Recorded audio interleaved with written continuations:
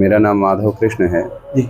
और मैं by qualification engineer और मैनेजर हूँ और पूर्व में मैं सिटी बैंक सिंगापुर में असिस्टेंट वाइस प्रेसिडेंट था और इस समय मैं एक शिक्षक और सामाजिक कार्यकर्ता के रूप में काम कर रहा हूँ। सर, आप प्रोफेशन से इंजीनियर थे और ये बाहर भी आप फॉरेन में भी यूनिवर्सिटी में जा चुके हैं जी। आपका डाइवर्टेशन क्यों हुआ? बचपन में मुझे मेरे गुरुदेव परमहंस बाबा गंगा रामदास ने कहा था कि घर घर में आग लगी है। उन्होंने मेरा हाथ पकड़ा था और बोला था कि तुम अच्छा लिखते बोलते हो तो एक दिन तुम आओगे ये काम करने। तो मुझे लगता है कि मैं आपको और कोई कारण नहीं दे सकता। वृथा न होए देव ऋषि वाणी, उनके मुंह से जो निकला वो होना ही था। जी, तो आप किस रूप में आपको बुझा रहे हैं? देखिए, मानव धर्म प्रसार एक प्लेटफॉर्म है जी। और एक है मठ श्री गंगा आश्रम। तो जो सामाजिक सरोकार है वो मानव धर्म प्रसार के माध्यम से हम लोग पूरा करने में लगे हुए हैं और एक जो व्यक्ति की आत्मिक उन्नति है, जिसको आध्यात्मिक रूप से वो आगे बढ़ना है, तो वो श्री गंगा आश्रम में मठ के अनुसार आकर दीक्षा ले, भजन करे, सेवा करे, तो इस तरह से उसकी आध्यात्मिक उन्नति होती है। अब मानव धर्म प्रसार समाज सेवी संस्था क्या कर रही है? गाजीपुर में अलग अलग गांव हैं। इन गांवों में हम लोगों की शाखाएं लगती हैं और इस समय कम से कम 50 से 60 शाखाएं गांव में सक्रिय हैं। जी जी। तो वहाँ हफ्ते के एक दिन इन शाखाओं के लोग गांव के लोगों को एक स्थान पर बैठाते हैं, भगवान की गुरु की वंदना होती है और गांव में अगर कोई समस्या है, जैसे किसी के बेटी की शादी नहीं हो रही है या दो परिवार आपस में मुकदमेबाजी में संलग्न हैं, तो ऐसे लोगों को एक स्थान पर बैठाकर आपसी बातचीत के माध्यम से उनकी समस्याओं को कोर्ट कचहरी के बाहर स्थानीय पंचायत के माध्यम से सुलझाने का प्रयास होता है। जी। यही इसी तरह की शाखाएं कोलकाता, फरीदाबाद, गुजरात इत्यादि शहरों में भी लग रही हैं, मुंबई में लग रही हैं। अभी हम लोग पिछले महीने बनारस और कानपुर भी गए थे।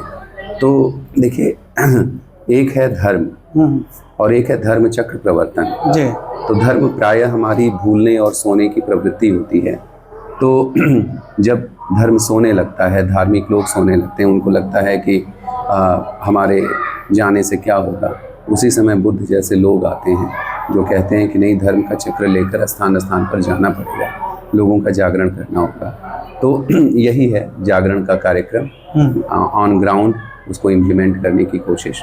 इसी से हम लोग घर घर की आग बुझाने की कोशिश कर रहे हैं। सर, आप ये बतावें कि यहाँ पे जो 9 दिन का कार्यक्रम हुआ है प्रवचन का, उसमें आपकी क्या भूमिका रही है, क्या रोल रहा? यहाँ मैं श्री महाराज जी की कृपा से मंच पर लगभग 45 मिनट रोज व्याख्यान देता था और इन व्याख्यानों में हम लोग अपने श्री महाराज जी के 7 महावाक्यों को तो उठाते ही हैं, साथ में हम लोग अपने शास्त्रों का उद्धरण लेते हैं, जैसे बाइबल, कुरान, श्रीमद् भगवद गीता, श्री रामचरितमानस, गुरु ग्रंथ साहिब।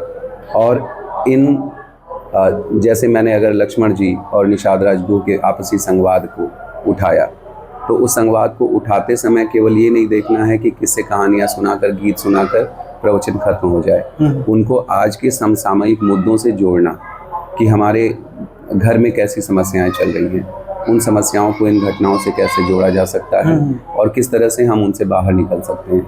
तो एक तरह का समाधान सुझाना, लोगों को उस दिशा में जागरूक करना।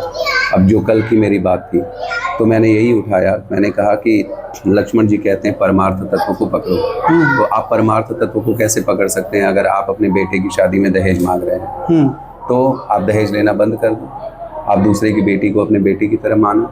और परमार्थ तत्व अगर पकड़ना है और आपने दहेज ले लिया है, भले 10 साल या 20 साल पहले लिया हो, तो आप वो दहेज वापस करो। आपके अंदर वो मादा होना चाहिए, तब तो आप जाके कह सकते हो कि हम गंगाराम बाबा के गुरु शिष्य हैं।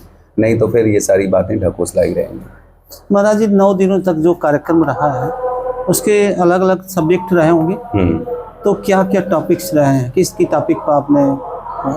इन 9 दिनों में मैंने सबसे पहले तो इस प्रश्न पर विचार किया कि धर्म और जीवन, संसार और परलोक, विज्ञान और ज्ञान, इनमें क्या अंतर है? क्या इनमें कोई अंतर भी है या ये सब एक है? एक है। ठीक है। तो उन पर विचार करते हुए हमारे गुरुदेव कहते थे, धर्म नीति, कर्म नीति, राजनीति, ये सब एक है। अच्छा। तो जो धर्म की व्यापक अवधारणा है उस पर एक दिन विचार हुआ। एक दिन यज्ञ की अवधारणा पर विचार हुआ कि यज्ञ क्या होता है, क्या केवल हवन करने को ही यज्ञ कहते हैं। तो उस दिन श्रीमद् भगवद गीता से कोट करके मैंने बताया कि नहीं, सांस लेना भी यज्ञ है, किसी को खाना खिलाना भी यज्ञ है। तो यज्ञ की एक व्यापक अवधारणा पर चर्चा हुई। उसके बाद तीसरे दिन चर्चा हुई जो आज समाज में पारिवारिक टूटन हो रही है, हमारी व्यवस्थाएं बिगड़ रही हैं, लड़कियां लड़कों की शादियां देर से हो रही हैं, यौनाचार भ्रष्टाचार फैला हुआ है, इन चीज़ों पर कैसे अंकुश लगाया जा सकता है। फिर इसके बाद विचार हुआ कि परमार्थ तत्व क्या नहीं है, फिर विचार हुआ कि परमार्थ तत्व क्या है, और फिर विचार हुआ जो आपसे मैंने बताया कि अगर हमारे अंदर सारे सद्गुण हैं, अगर भारत धर्म का देश है, अगर हमें अपने हजारों साल की संस्कृति और विरासत पर गर्व है, तो आखिर हमारा भारत 1000 साल से ऊपर गुलाम क्यों रहा? हमारे भारत में आज ये जातिवाद, ऊंच नीच, पिछड़ा अगड़ा, ये सारी समस्याएं क्यों उभरी? आज हम लोग सांप्रदायिक विद्वेष की आग में क्यों झुलस रहे हैं? इसका मतलब है कहीं न कहीं हमारे देश के लोगों ने धर्म के महत्व को, धर्म की सही परिभाषा को नहीं माना, ना समझा। इसीलिए महमूद गजनवी आता है, सोमनाथ मंदिर तोड़ के ले जाता है और हम लोग शिव शिव चिल्लाते रहते हैं। महाराणा प्रताप और शिवाजी जैसे लोग अकेले पड़ जाते हैं, उनका साथ कोई राजा नहीं देता है।